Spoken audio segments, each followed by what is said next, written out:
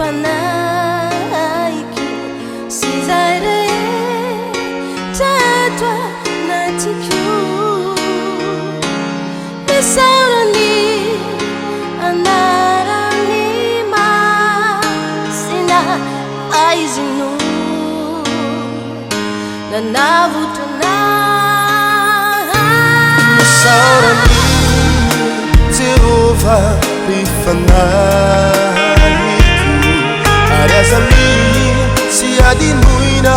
ny fitahiny rehetra izay mame na ny eloka ze manasitrana miaretina rehetra izay navoky soa mifanahina izay manafotrany ainao tsy hidinandavata ifahasoavany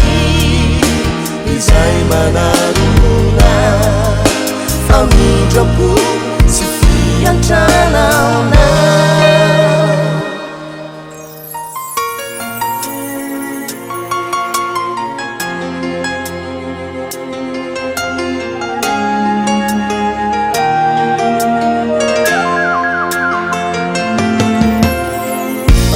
Manitro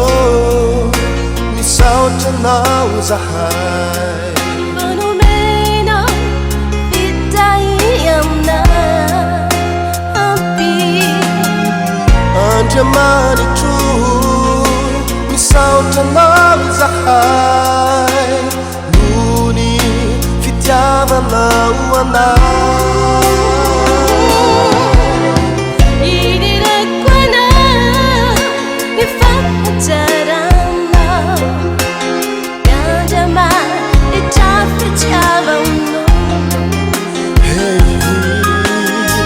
Eideraco anao ifamarina anao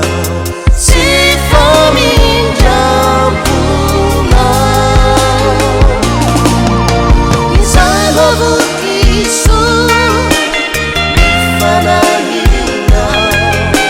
izay manafotrany ainao tsy hidinandavaka